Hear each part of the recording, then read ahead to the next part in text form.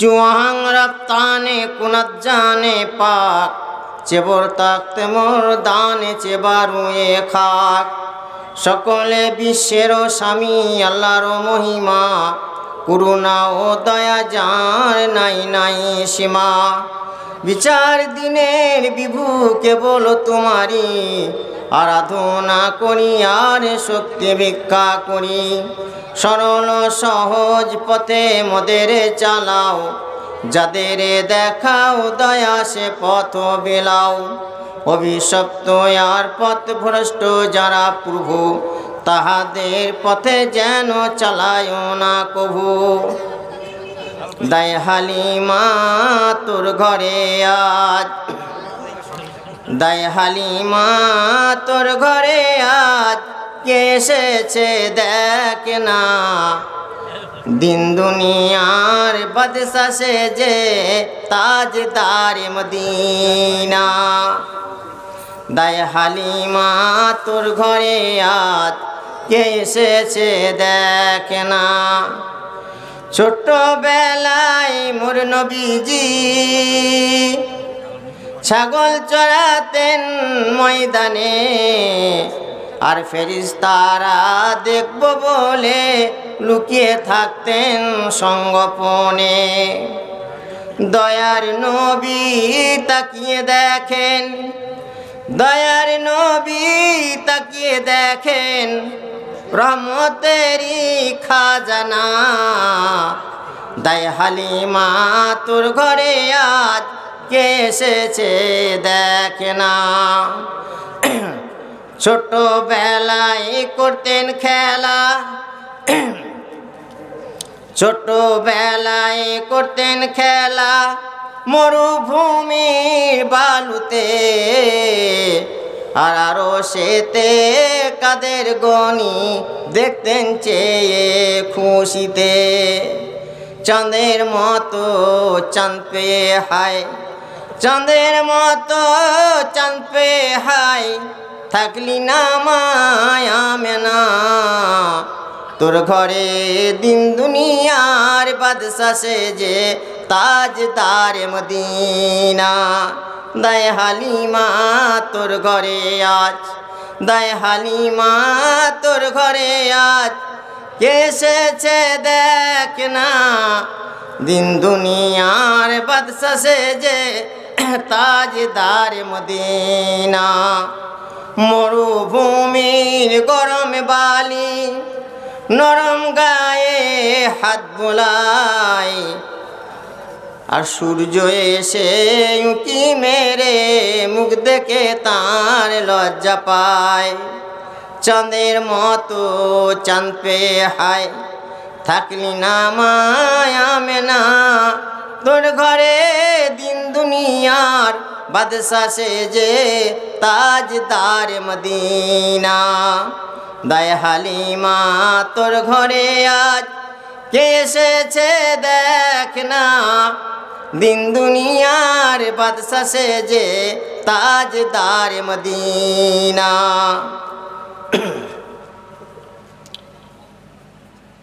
শ্রদ্ধেয় সম্মানীয় বিজ্ঞাপিত সভাপতি সাহেব, আমন্ত্রিত ওলামায়ে কেরাম, তুল্লাবায়ে হুফাজ, সম্মানীয় দূরবর্তী পার্শ্ববর্তী ইসলাম দরদি ভ্রাতৃবৃন্দ, পর্দার অন্তরালে মা এবং ভগ্নীগণ, সমস্ত প্রশংসা সমস্ত তারিফ একমাত্র মহান আল্লাহ রব্বুল ইজ্জত আলামিনের জন্য, যে আল্লাহ পাক রব্বুল ইজ্জত আলামিন আজ পবিত্র রজনীতে এক মহান সভায় সন্ধ্যার পর থেকে যাবৎ পর্যন্ত আসার বসার এবং পবিত্র কোরআন হাদিস শোনার তৌফিক দান করেছেন।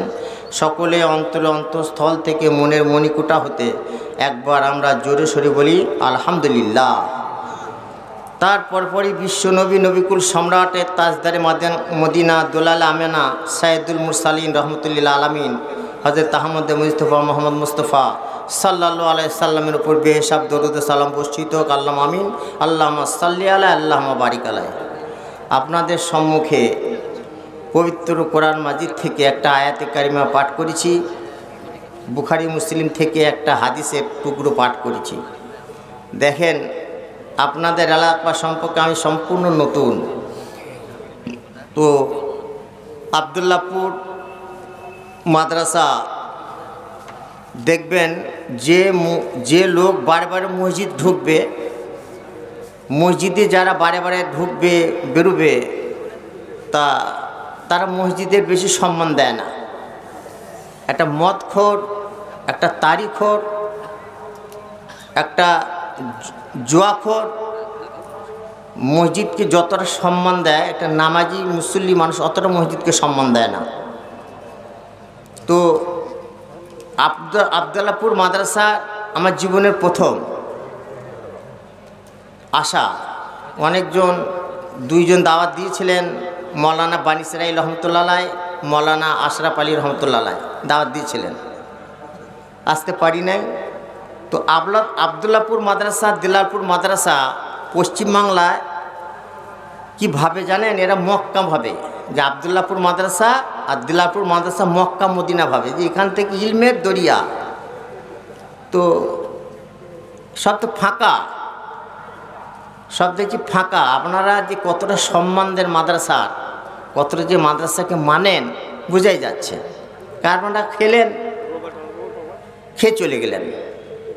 কিন্তু আমাদের দেশে যে জায়গায় মাদ্রাসা নাই সে জায়গায় মুসল্লি মেলা পাওয়া যায়, মানে শ্রোতা মেলা পাওয়া যায়। তা আমি ধারণা করতে পারি নাই যে এই রকম লোক হবে। রিয়াজুল ভাই 1700 হাদিস মুখস্থ আছে ওনার। পশ্চিমবাংলায় অনেক বক্তা আছেন যিনি বক্তৃতা রাখলেন 1700 হাদিস মুখস্থ আছে পাতা ধরে। খুব কম বক্তারই আছে, আমার নজরে আসে নাই। আমি 33 বছর বক্তব্য রাখছি, 33 বছর, 64 বছর আমার বয়স হলো। তো আমার নজরে এরকম বক্তা পাই নাই, ছেলে মানুষ তো পাই নাই। কিন্তু শোনার আগ্রহই নাই। এসি কারেন্টটা আমাদের মধ্যে নেই, ডিসিটা আছে। ডিসি মানে ছিঁড়ে দেয় আর এসি মানে টেনে নেয়। তো যে কারেন্টটাই নেই। আপনারা মাদ্রাসা খুলেছেন, মাদ্রাসা যে দরদ, মাদ্রাসাতে ভর্তি উনি চাইলেন 5000 টাকা, 1000 টাকা। আরে বাবু আপনারা দেবেন না, মেনে নেবেন, দেবেন না, মনে করেন আমি দিব না। তো যদি আল্লাহ দেওয়ায় কোনো সময় যদি আমাকে সুযোগ দেয়, কোনো সময় যদি আমাকে টাকা দেয়, তখন দেবো। এই নিয়তটুকু করতে দিতে পারতেন, বসেই আছেন। আরে 10 টাকারও টাকা তো দিতে পারতেন, 10 টাকাও দিতে পারতেন। আমি হাতিডুবা বলে একটা জায়গা আছে, আমি জলসায় গেছিলাম। তা আমি বললাম যে ভাই আপনারা বিড়ি তো খান? বলে হ্যাঁ বিড়ি খাই। তা আমাকে 1 তারা করে বিড়ির দাম দেন, 10 টাকা করে দাম। তা বললে বিশ্বাস 54,000 টাকা শুধু আমাকে বিড়ি খেতে দিয়েছিল, 10 টাকা করে। 54,000 টাকা। যে মৌলানা সাহেব যখন বিড়ি খেতে চাইলো, তাহলে 10 টাকা করে বিড়ি খা, বুঝলেন? দিয়ে গুনলো। আমি বলে বিড়ির টাকাটা গুনবেন আপনারা। দিয়ে 54,200 টাকা হয়েছিল, বিড়ি খেতে দিয়েছিল আমাকে। তো চিন্তা করতে পারেন, মানে জান খুলে দিয়েছিল যে মৌলানা সাহেব বিড়ি খেতে চাইলো। তা আপনারা তো 1 কাপ চা খেতেও দিতে পারতেন যে মৌলানা আমার কাছে টাকা নেই, 10টা টাকা নেই। তাই আপনাদের কাছে আমি চা খেয়েছি। তা আমি দেখবো যে আমার উপরে কতটা আপনারা ভক্তি রাখেন। 10 টাকা করে 120 জন আমাকে দেন চা খেতে, 10 টাকা করে, 1000 টাকা। জানে কেউ আছেন দেওয়ার মতন? ওয়াজ করবো, তাই ভালো ওয়াজ করবো। আপনারা 10 টাকা করে আমাকে কে চা খেতে দিচ্ছেন দেখি একবার, আপনারা কতটা আমাকে ভালোবাসেন। আমি একটু ভালোবাসাটা যাচ্ছি আপনাদের কাছে, 10 টাকা করে, বেশি না। কে আছেন ভাই? 10 টাকা আপনাদের কাছে নেই? বলুন, 10 টাকা করে চান। তবে একটা কথা বলে দিচ্ছি, আমি দোয়া করবো 1 বছর। আমি মুসাফির হালে দোয়া করবো 1 বছর, দেখবেন দোয়াটা কতটা কবুল হয়েছে। যদি কবুল না হয় আমি টাকা ফিরে দিয়ে যাবো, আবু তাহের সালাফি সাহেবের হাতে টাকা দিয়ে দেবো ইনশাআল্লাহর কসম করে বলছি। কেউ আছেন দেওয়ার মতন? যদি এই দোয়াটা কবুল না হয়, আমি 1 বছর মুসাফির হালে দোয়া করবো। 10 টাকা দেওয়ার মতন আপনার কেউ নেই? 100 টাকা হাতে ধরেন। জাযাকাল্লাহ। কে আপনারা কেউ নেই? কে আপনারা কেউ দিতে পারবেন না? দেখি একবার আপনারা কতটা আমাকে ভালোবাসেন। হ্যাঁ আসেন ভাই, দেন একবার দেখি, দিয়ে জলসা শুরু করবো। দেন তো দেখি একবার, দেন, ওইখানে রাখেন। জাযাকাল্লাহ, দেন, জাযাকাল্লাহ। ঠিক আছে, দেন। আসেন, ফাঁকি দেবেন না। কাবা ঘড়ি গিলাপ ধরে গিয়ে কুমড়াতে গিয়ে দোয়া করবো ইনশাল্লাহ। 1 বছর আপনার জন্য দোয়া করবো। আসেন, জাযাকাল্লাহ, আসেন, জাযাকাল্লাহ। এই যে 500 টাকা দিয়ে, জাযাকাল্লাহ। আহা, রিয়াজুল ভাই দেখে মায়া লাগলো আমাকে। আসেন, বলুন তো ভাই, দেখেন 1000 টাকা হয়েছে নাকি দেখেন। আর কেউ আছেন? এই এই লাইনটা কোনো মার আছেন?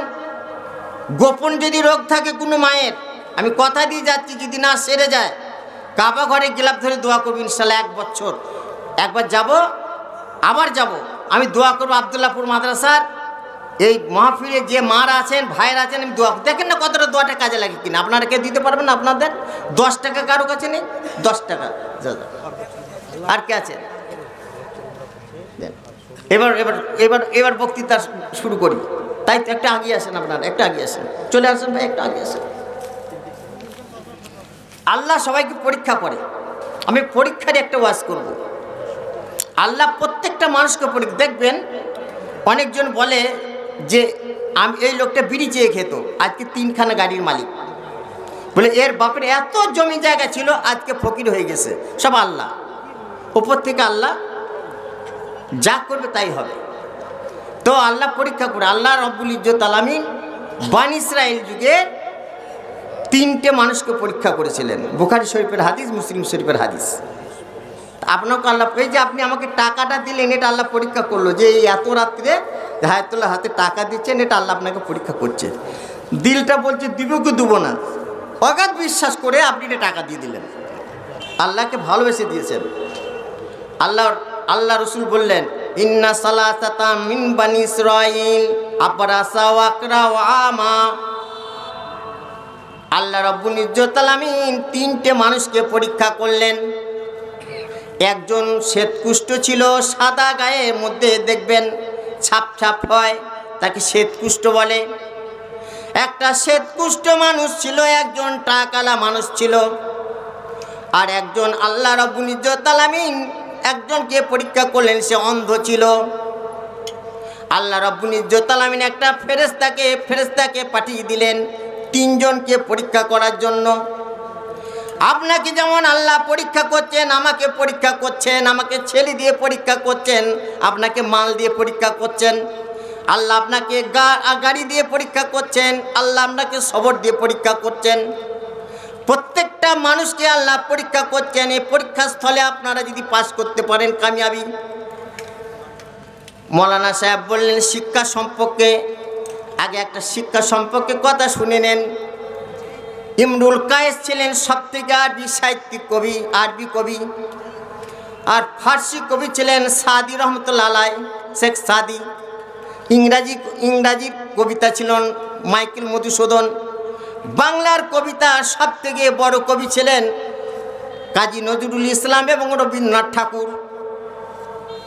সেই জামানায়, সেই আরবের জামানার সময়, জাহিলিয়াতের জামানায়, যখন ইমরুল কায়েস এত বড় কবি ছিলেন, সুন্দর কবিতা লিখতেন, কবিতা তার দেশে তার চালু হয়ে গেল।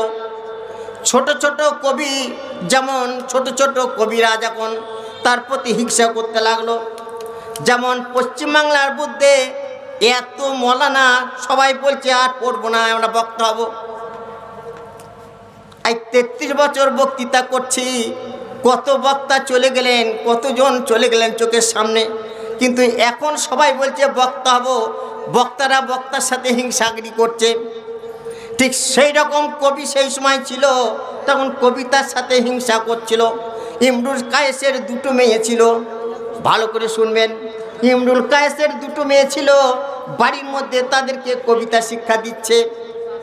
হঠাৎ একজন আসলো, আগন্তুক এসে দুটো যুবক ছেলে আসলো, দরজাতে টক টক টক টক করে আওয়াজ করলো। দরজাতে যখন আওয়াজ করলো, আওয়াজ করার পর ইমরুল কায়েস তখন দরজাটা খুললেন, দেখি 2টো যুবক, 18 বছরের যুবক, বলিষ্ঠ চেহারা নিয়ে দরজার সামনে দাঁড়িয়ে আছে। তখন বলছে কি চাও? বলছে আপনি ইমরুল কায়েস? বলছে হ্যাঁ। বলছে আপনার সাথে আমাদের কিছু কথা আছে, গোপন কথা আছে। বলছে কি গোপন কথা আছে? বলছে চলুন একটু বাইরে চলুন। তখন মেয়ে দুটোকে বললো মা তোমরা দরজাটাকে লাগিয়ে দাও, কেউ যদি আসে দরজা খবরদার খুলো না। মোটেই দরজা খুলবে না। তখন এইবার দরজাটা যখন লাগিয়ে দিল, ইমরুল কায়েসকে নিয়ে গেলেন। ইমরুল কায়েস বলছে কি বলছো বলো? বলছে আর একটু এগিয়ে আসেন। বলছে কি বলছো বলো? বলছে আর একটু এগিয়ে আসেন। লোকালয় ছেড়ে যখন তিনি জনহীন প্রান্তে যখন চলে গেলেন, পাহাড়ের ধারে গেলেন। পাহাড়ের ধারে যাওয়ার পর বলছেন, তুই কী বলছো বলো। যখন এমন একটা হাঁক দিল যে জনগণ যেন না শুনতে পায়, তো ইমরুল কায়েসকে তখন বলছে, এইবার আপনাকে কথাটা বলবো। একটা ওই যুবক ছেলে এত বড় একটা ছোরা বার করলো। ছোরা বার করার পর বলছে, আপনি ইমরুল কায়েস, বলছে আপনি এত কবিতা লিখেছেন, ছোট ছোট কবির আমার খেয়ে যাচ্ছে, অতএব আপনাকে আর একজন 5,000 দিনার বার করলো। দিনারটা যখন একটা করে গুনছে, ইমরুল কায়েসকে বলছে, এটা কি? বলছে দিনার, এটা টাকা। তখন বলছে, আপনাকে মারার জন্য 5,000 টাকা আমাদেরকে দেওয়া হয়েছে, অতএব আপনাকে আমরা খুন করব। ইমরুল কায়েস থম হয়ে গেল। হয়ে যাওয়ার পর তখন বলছে, আমাকে তোমরা খুন করবে, সত্যি তোমাদের কি এমন কাজ করেছি? বলছে, আমরা ভাড়াটে গুন্ডা, অতএব আপনাকে আমরা খুন করব। খুন করার পর তখন ইমরুল কায়েস বলছে, ঠিক আছে, যখন খুন করবে তাহলে আমার একটা ওসিয়ত শোনো। বলছে, কি ওসিয়ত? বলছে, আমার একটা জিনিস আমার মেয়েকে তোমরা বলে দেবে। তখন বলছে, কি বলতে হবে? বলছে, তোমরা আমাকে নিয়ে এসেছো, মেয়েরা জানে না যে তোমরা আমাকে খুন করবে। আমার মেয়েরা বড় হয়ে গেছে, মেয়েদের কোনো সাহারা নাই, মেয়েদেরকে কেউ কামাই করে খাওয়াবার মতো কেউ নাই। তখন বলছে, ঠিক আছে, কি বলতে হবে? বলছি, ইয়া বিনতা ইমরুল কায়েস আন্না আবাকুমা, ইয়া বিনতা ইমরুল কায়েস আন্না আবাকুমা। শুধু এই কথাটা আমাদেরকে মেয়েদেরকে বলে দেবে। ভাববেন কথাটা আমি কি বলতে চাচ্ছি। শিক্ষা জগতের কতটা তখন মর্যাদা ছিল। বলছে, ইয়া বিনতা ইমরুল, ইয়া বিনতায়। তখন এবার বলল, ঠিক আছে, আমরা বলবো। সুন্দরভাবে লিখে নিল। ইমরুল কায়েসকে তখন পাহাড়ের মধ্যে চিৎ করে শুয়ে দিল। শুয়ে দেওয়ার পর গলাতে যখন ছুঁচেটা চালিয়ে দিল, ইয়া বিনতা ইমরুল কায়েস ইন আন্না আবাকুমা। এই কথাটা যখন ইমরুল কায়েস যখন বলার পর যখন গলাটাকে কেটে দিল, গলাটা পড়ে মাথাটা পড়ে গেল। চোখ দুজনে তাকিয়ে রয়েছে, যেন এই কবিতাটায় যেন বলছে। দ্বিতীয় শব্দ আর বলে নাই। বলছে, আমার মেয়েদেরকে কোনো সংবাদ দিতে হবে না, কোনো কিছু বলতে হবে না, শুধু এই কথাটাই বলবে, হে ইমরুল কায়েসের কন্যাদয়। মানে হচ্ছে, হে ইমরুল কায়েসের কন্যাদয়, হে ইমরুল কায়েসের দুটো কন্যা তোমরা শোনো। ওর মানে এইটা। কোনো কিছু না বলে যখন ইমরুল কায়েসকে যখন খুন করে দিল, খুন করে দেওয়ার পর রক্ত ছিটাগুলা লেগেছে সমস্ত ধুয়ে ফেললো, মুছে ফেললো। মুছে পড়ার পর তখন দুইজন আসছে। আসার পর ফের দরজায় এরকম খটখট খটখট আওয়াজ করছে। তখন এবার ছোট মেয়েটার দরজাটা খুলে দিল। খুলে দেওয়ার পর বলছে, আমার আব্বাজানকে আপনারা সাথে করে নিয়ে গেলেন, কোথায় গেল? আমার আব্বাজানকে আপনারা সাথে করে নিয়ে গেলেন, কোথায় গেল? তখন বলছে, তোমার আব্বা আসছে। তখন তোমার আব্বা কিন্তু তার আগে আমাদেরকে একটা কথা বলে দিয়েছে। তখনকার যুগের মেহমানকে এত নেওয়াজ সুন্দরভাবে খাতির করত, মেহমান নেওয়াজি করত। বিছানাটা বিছিয়ে দিল, প্রখর রৌদ্র তাপ, যেন বালিতে যদি ধান ফেলে দেয় ক্ষয় হয়ে যাবে। তখন এইবার ওই দুই মেয়ে কি করলো, ওই দুইজনকে সুন্দরভাবে বিছানা বিছিয়ে দিল, পাখা দিল, পানি দিল, খাবারের ব্যবস্থা করে দিল। দুইজনই মনে বলা বলি করছে, আহারে, লোকটাকে খুন করে ফেললাম, আর এই মেয়ে দুটো আমাদেরকে এত যত্ন করছে। তখন এবার বলছে, তোমাদের বাবা একটা কথা বলেছে। বলছে, ইয়া বিনতা ইমরুল আন্না আবাকুমা, ইমরুল কায়েস আন্না আবাকুমা। তখন এবার ছোট মেয়েটা সঙ্গে সঙ্গে লেগলো। বড় মেয়েটাকে, বড় বোনটাকে বলছে, তুমি এদেরকে খাতির করো, তুমি এদের সাথে সুন্দর ব্যবহার করো। বাড়িতে যে এবার কাগজ নিয়ে, ওই কাগজ তার বাপ বলে দিয়েছে, ইয়া বিনতা ইমরুল কায়েস আন্না আবাকুমা। তখন এবার ছোট মেয়েটা তখন সঙ্গে সঙ্গে ওর একটা নিচেতে এর কি লিখতে হবে, তখন লিখছে, কাদে কুতিলা কাতিলা কাদ আতা কুমা, কাদ কুতিলা কাতিলা কাদ আতা কুমা লিখলো। লেখার পর তখন এইবার কি করলো, যে বলেছে, হে ইমরুল কায়েসের কন্যাদয়, তোমাদের পিতার কতল দুইজন সম্মুখে হাজির হয়ে গেছে। কাদ কুতিলা কাতিলা কাদ আতাকুমা, তোমাদের পিতাকে যে খুন করেছে তারা দুইজন তোমাদের কাছে হাজির হয়ে গেছে। যে সঙ্গে সঙ্গে দরজাটা লাগিয়ে দিল। লাগিয়ে দেওয়ার পর জনগণকে ডাকলো। কবিতাটাকে ঠিক বাপের কবিতার পাশে বিটেরা কবিতা লিখে দিয়েছে। লিখে দেওয়ার পর তখন বলছে আমার বাপকে এরাই খুন করেছে। দুইজনকে যখন জিজ্ঞাসা করছি যে তোমরা কি খুন করেছো, বলে হ্যাঁ। উপায় নাই। তখনকার শিক্ষার ব্যবস্থাটা কত সুন্দর ছিল। মুর্শিদাবাদে জলসা করতে গেলাম, একটা বাড়িতে শুয়ে আছি। শুয়ে থাকার পর আমাকে জিজ্ঞাসা করছে মৌলানা আমার দুটো মেয়ে আছে। তা বললা দুটো মেয়ে? বলছে হ্যাঁ। দিয়ে দুটো আঙুল দেখিয়ে দিল। বলছি কী ব্যাপার? বললে যে মেয়ে দুটো কি টুয়ে পড়ে? বলছে না। টুয়েলে পড়ে না, বিএ সেকেন্ড ইয়ারে পড়ে না, এমএ সেকেন্ড ইয়ারে পড়ে? বলছে না, আমার মেয়েরা 2000 কোটি ডেলি বিড়ি বাঁধতে পারে। শিক্ষাটা কোথায় নিয়ে গেছে? আজকে আপনাদের এই যে শিক্ষা, আমাকে সালাফি সাহেব ঘুরিয়ে ঘুরিয়ে দেখালেন। মাদ্রাসার ছবি করলাম, এত সুন্দর যা কাঠামোটা গঠন করেছে, সেই কাঠামোটার সম্পর্কে আপনারা একটা জ্ঞানটাই জানলেন না। তো এগুলো আল্লাহ আপনাদেরকে পরীক্ষা করেছে, যে আল্লাহ যখন জিজ্ঞাসা করবে কিয়ামতের মাঠে, মৌলানা বলে গেলেন কিয়ামতের মাঠে আল্লাহ এই যে হেফজ বিভাগ আছে, এই যে মেয়েদের বিভাগ আছে, জিজ্ঞাসা করবেন নামাজ পড়লে জান্নাত যাবে, রোজা রাখলে আল্লাহ বলে জান্নাত যাও, নামাজ পড়ে বলে তুমি জান্নাত যাও, হজ করবে তুমি জান্নাত যাও। তো একটা ছেলে দাঁড়িয়ে থাকবে, আল্লাহ ডাকবে, এই ছেলে শোনো, হাতটা ধরে বলে ইকরা ওয়ার্তা কি ওরাত্তাল কামা কুন্তা তুরাত্তুল ফিদ দুনিয়া, বলে তুমি ওঠো পড়ো জান্নাতের সিঁড়ি 6666টা। তখন ওই ছেলেটাকে বলবে ওঠো আর পড়ো, পড়ো আর চড়ো, ওই সিঁড়িতে যতটা তোমার আয়াত মুখস্থ আছে তোটা আয়াত পড়া, তোটা সিঁড়িতে পা দাও। এই পড়তে পড়তে পড়তে পড়তে একটা হাফেজ কোরআন 6666টা এবার আপনার আয়াত যখন পড়বে তখন সেই জায়গায় দেখবে খাই রকম মান তাল্লামাল কোরআন। তখন এবার দেখবে যে সব থেকে পৃথিবীর মধ্যে উৎকৃষ্ট জায়গা যারা মানুষ, তারাই যারা কোরআনকে শিক্ষা দেয়, আর যারা কোরআন শিক্ষা করে, আর যারা উদ্বুদ্ধ করে। তখন দেখবে যে ওই আকাশ ওই সিঁড়ি ওপরে রয়েছে তার মা আর বাপ, আর কারা? যারা জায়গিরি, যারা টাকা দিয়েছে, যারা পয়সা দিয়েছে, যারা উদ্বুদ্ধ করেছে, যারা মাদ্রাসার সহযোগিতা করেছে, মাদ্রাসার পরিচালনা করেছে, তারা তাদের মাথায় তাজ রয়েছে। সেই রকম পরিস্থিতির মধ্যে আপনারা এসেছেন। তা ওটাও আল্লাহ পরীক্ষা করে আপনাদেরকে এখন পরীক্ষা করে নিচ্ছেন যে তুমি কতটা দিনের দরদি আছো আর কতটা তুমি দিন থেকে সরে গেছো। এটা আল্লাহ আপনাদেরকে পরীক্ষা করে নিচ্ছেন।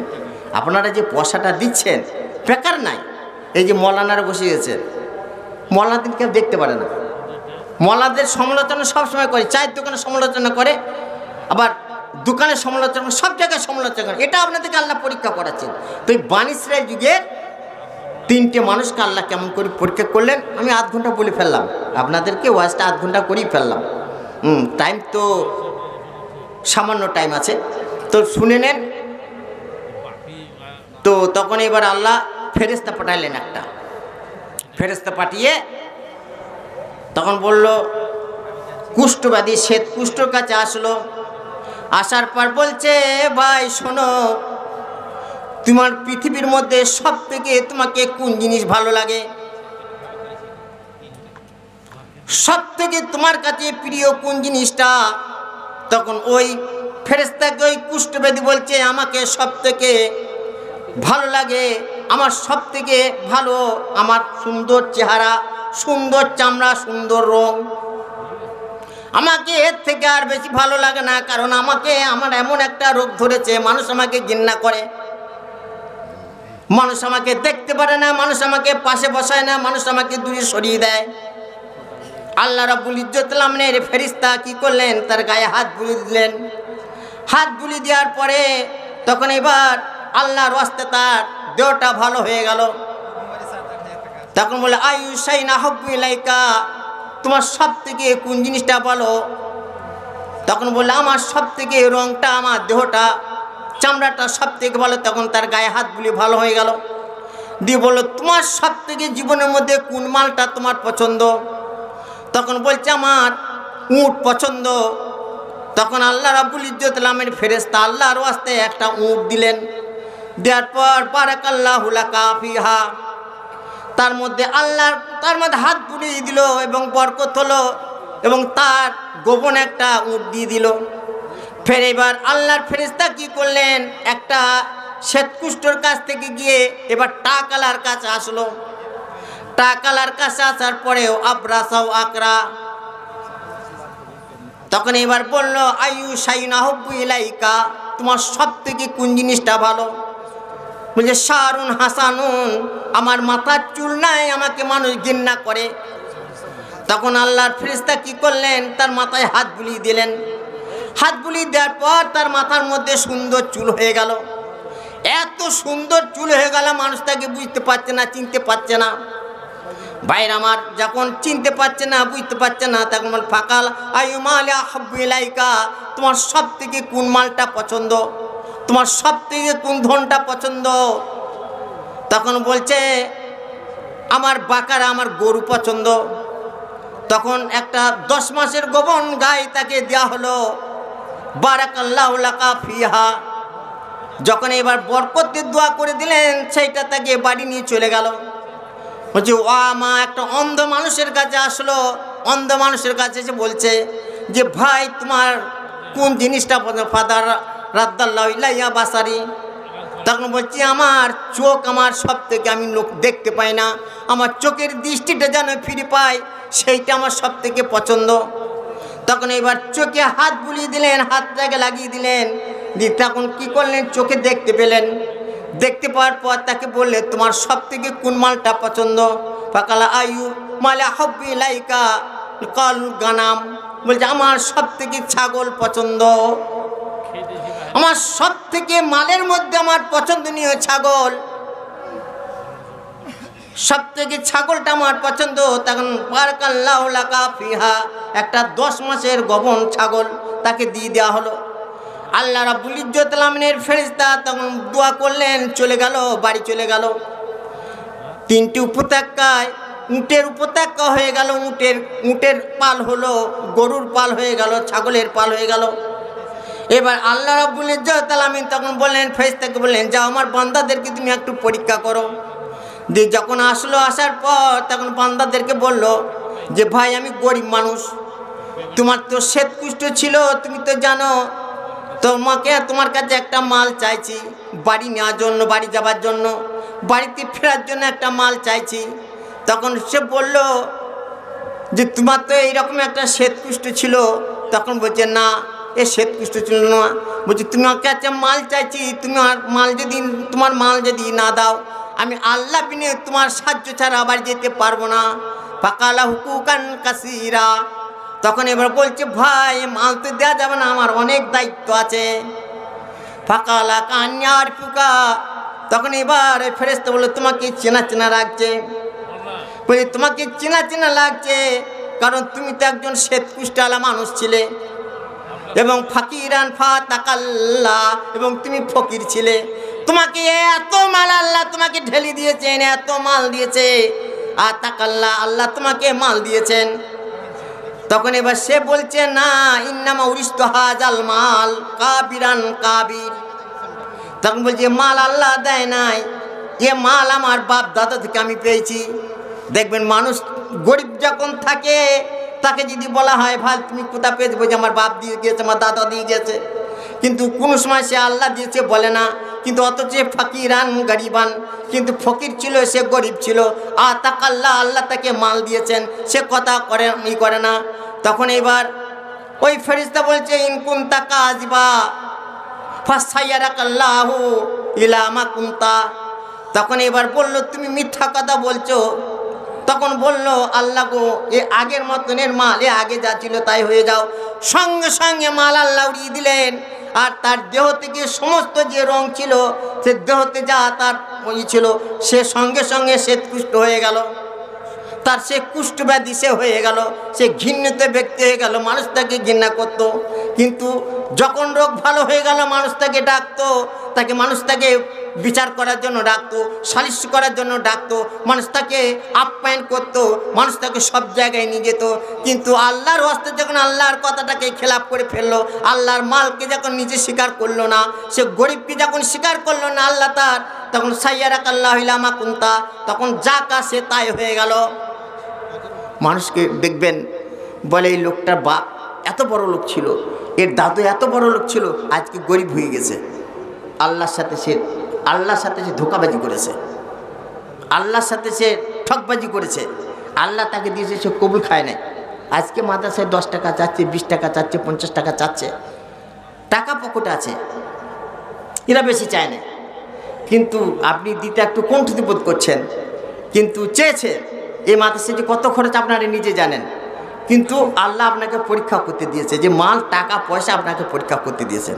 আপনি বলছেন আমাদের কথা, আমার বাপের কথাই বলছি, 37 বিঘে জায়গা ছিল, 37 বিঘে, প্রায় 15 লক্ষ টাকা, 10 লক্ষ টাকা বিঘা। তো আল্লাহ পরীক্ষা কেমন করে করলো, আমার বাপকে বলে আমার বাপের মাল থাকলে বেটার হয়। জি না, এইখানে একটা ফুসুরি হলো, এইখানে ফুসুরি হলো, ডাক্তারে দেখতে দেখতে দেখতে দেখতে বললো এটা ক্যান্সার হয়েছে। ক্যান্সার হলো, একটা ঘা হলো, ওই ঘাটাকে সোজা করতে করতে করতে তো 27 বিঘে জায়গা চলে গেল, 27 বিঘে জায়গা বিক্রি হয়ে গেল। নাই, পরীক্ষা একটা আল্লাহ, যে কতটাই পরীক্ষা পাস হলো কি না, চলে গেল। আমরা বলতাম যে বিক্রি করবো, তার যতটা আছে সে বিক্রি করে ভালো হওয়ার জন্য।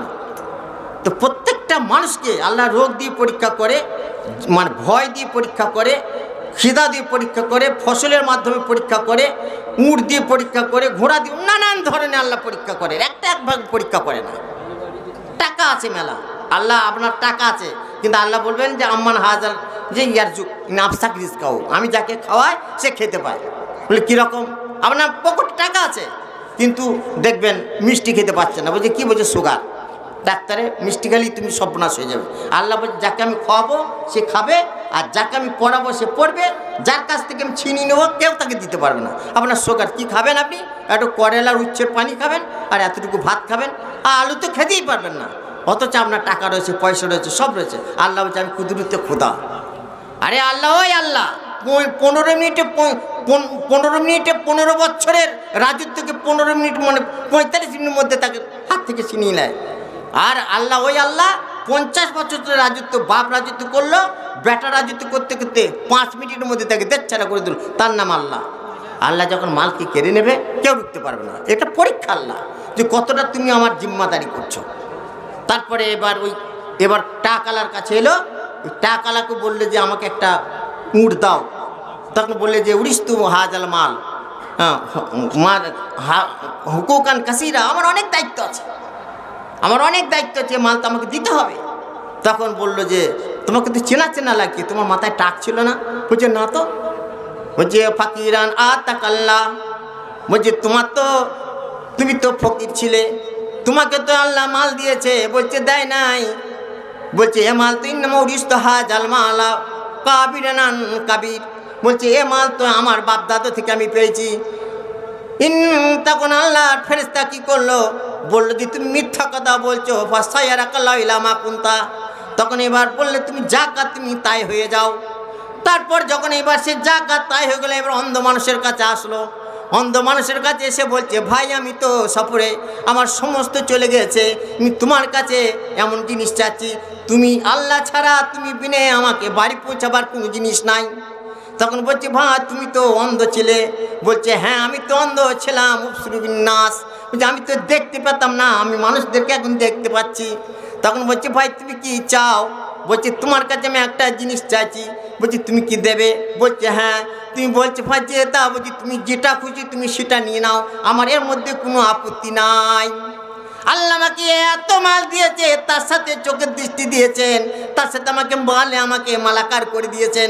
অতএব তোমার যে জিনিসটা চাইছো তুমি সেই জিনিসটা নিয়ে নাও, তুমি যতগুলো আজকে চাইবে আমি ততগুলা দিয়ে দেবো, আমার মধ্যে কোনো দ্বিধা থাকবে না, মন খোলসা করে তোমাকে আমি দিয়ে দেবো। তখন এবার বলছে ঠিক আছে, তোমাকে আল্লাহ পরীক্ষা করলো, তুমি আল্লাহর পরীক্ষায় তুমি পাশ হয়ে গেলে। তখন আল্লাহর পরীক্ষায় তুমি পাশ হয়ে গেলে, দুইজন পাশ হলো না, তখন আল্লাহ তাকে আরো মাল দিয়ে দিল। পতাকবির নাম শুনেছেন আপনারা? গিয়াসউদ্দিনের ছেলে মুস্তাক সাহেব অফিসে গিয়েছি, দিয়ে বলছে মৌলানা এক কাজ করুন, একটু দোয়া করে দেন। বলি কি দোয়া করব? যে হয়ে গেছে, একটু দোয়া করে দেন। দিয়ে কী করবো? একটু দোয়া করে দেন যে আমার যেন মাল আর না আসে, মাল যেন না হয়, টাকা যেন না হয়। তার মানে কি, আল্লাহ তাকে এত টাকা দিয়েছেন, এত পয়সা দিয়েছেন, সে আমানতের কোনোদিন খেয়াল করে নাই। মালের ঠিকভাবে জাকাত দিয়ে দিচ্ছেন, মালকে ঠিকভাবে দিয়ে পরীক্ষা করেছেন, তাকে মালই দিয়ে দিয়েছে।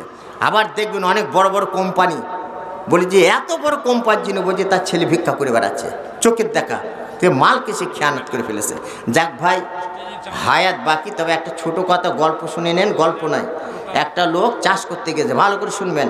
চাষ করতে গেছে, চাষ করতে গিয়ে নাঙ্গল দিয়ে, শ্বশুর বাড়িতে ছিল, নাঙ্গল দিয়ে এতবার একটা বল পেয়েছে, বল পেয়েছে, দিয়ে ঘষছে, দিয়ে দেখতে সোনা। নদী ছিল, দিয়ে নদীতে ধুতে গেছে, হাত ফুঁকসি পড়ে গেল। দিয়ে বলছে ধোয়ার থেকে না ধোয়াই ভালো ছিল। বাড়িতে এলো, স্ত্রীকে বলছে একটা সোনার ডিব্বা পেয়েছিলাম। তো বলছে ডিব্বাটা কই? বলছে দাঁড়াও শোনো। বলছে না আগে বলো। দিয়ে বলছে যে না বলো। দিয়ে বলছে ধোয়ার থেকে না ধোয়। বলছে অত জানি না, তুমি বলো। দিয়ে বললো যে নদীতে ধুতে গেলাম, হাত থেকে পড়ে গেলাম। স্ত্রী বলছে সোনার থেকে না শোনায় ভালো ছিল। ডাক্তার এসেছে, বললো কত নেবে? 100 টাকা নেবো। আজকে যদি 100 টাকা, কালকে দিলে 200 টাকা। বলছে কালকেই দেবে। তো ডাক্তার দেখলে রাতটা কেটে যাক, 200 টাকা পাবো। তখন এবার সকালবেলায় আসলো, দেবো যে ধোয়ার থেকে না ধোয়াই ভালো ছিল, আর সোনার থেকে না শোনায় ভালো ছিল। ডাক্তার বলে তো টাকা পাওয়া যাবে না। দিয়ে ডাক্তারকে বলে তো রুগী তো ভালো হয় না। তখন ডাক্তার বলছে যে ধারের থেকে নগদ নিয়ে ভালো ছিল। আমি যদি জানতাম যে এইরকম পরিস্থিতি, আমার আসার থেকে না আসাটাই ভালো ছিল। তো অতএব ভাই, হায়াত বাকি তা মোলাকাত বাকি, হায়াত শেষ তা মোলাকাত শেষ। এই বলে আমার বক্তব্য শেষ করছি। আসসালামু আলাইকুম ওয়া রাহমাতুল্লাহি ওয়া বারাকাতুহু।